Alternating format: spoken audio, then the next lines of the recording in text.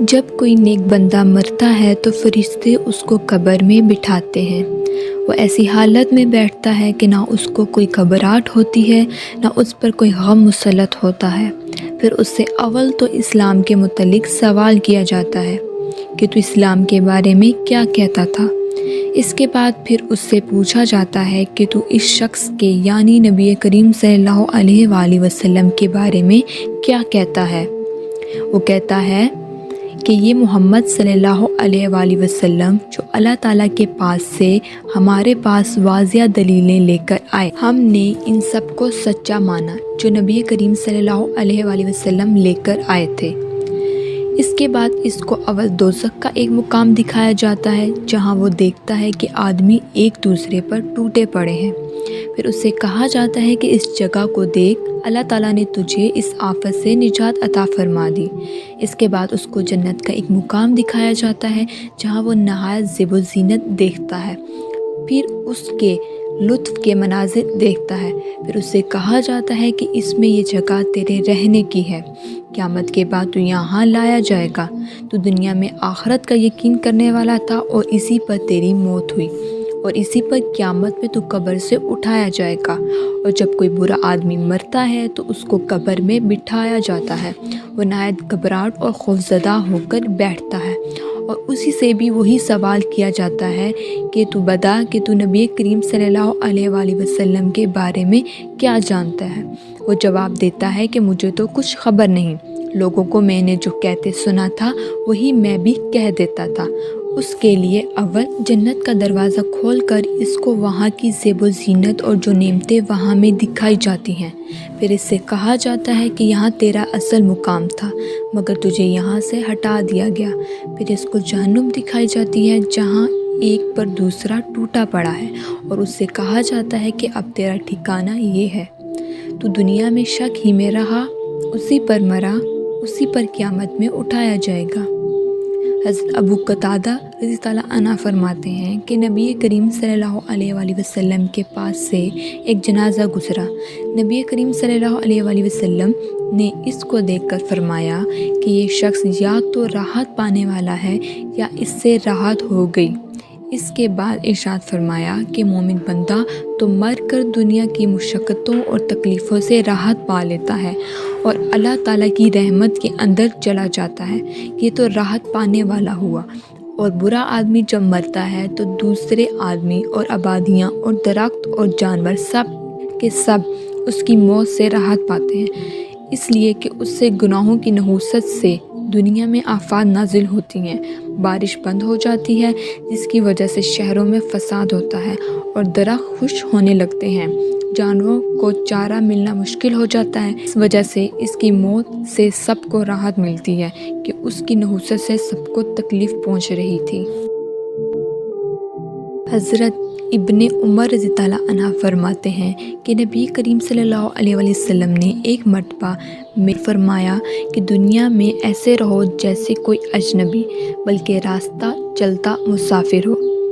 حضرت ابن عمر فرماتے ہیں کہ جب تو صبح کرے تو شام کا انتظار نہ کر، اور جب شام کرے تو صبح کا انتظار نہ کر، اور اپنی صحت کے زمانے میں مرض کے زمانے کے لیے توشہ لے لے کہ جو اعمال صحت میں کرتا ہوگا مرض میں ان کا ثواب ملتا رہے گا، اور اپنی زندگی میں موت کے لیے توشہ لے لے۔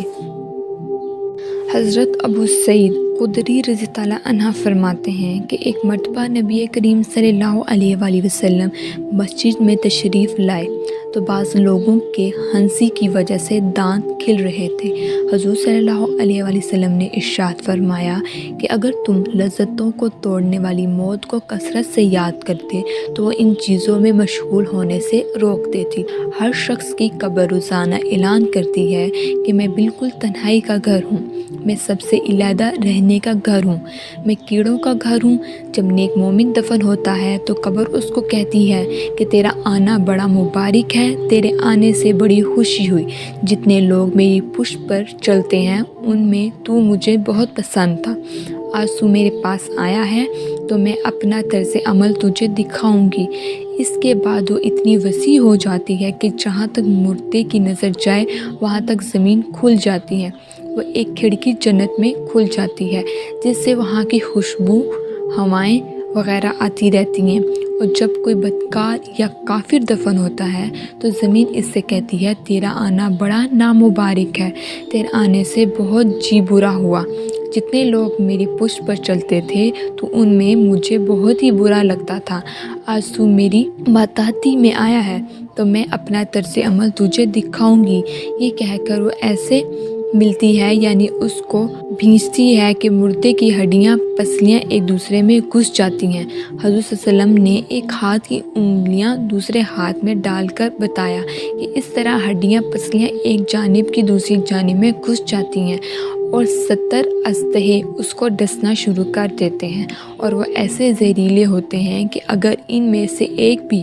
زمین کے اوپر پھونک مار دے تو قیامت تک زمین پر گھاس اگنا بند ہو جائے، یہ سب کے سب قیامت تک اس کو کاٹتے رہیں گے۔ اس کے بعد حضور صلی اللہ علیہ وآلہ وسلم نے فرمایا کہ قبر یا تو جنت کے باغوں میں سے ایک باغ ہے یا دوزخ کے گڑھوں میں سے ایک گڑھا ہے۔ حضرت ابن عمر رضی اللہ عنہ فرماتے ہیں کہ ایک شخص نے نبی کریم صلی اللہ علیہ وآلہ وسلم سے دریافت کیا کہ یا رسول اللہ، سب سے زیادہ سمجھدار اور سب سے زیادہ محتاط آدمی کون ہے؟ نبی کریم صلی اللہ علیہ وسلم نے فرمایا کہ جو شخص موت کو کثرت سے یاد رکھتا ہو اور موت کے لیے ہر وقت تیاری میں مشغول رہتا ہو، یہی لوگ ہیں جو دنیا کی شرافت اور آخرت کا اکرام حاصل کرنے والے ہیں۔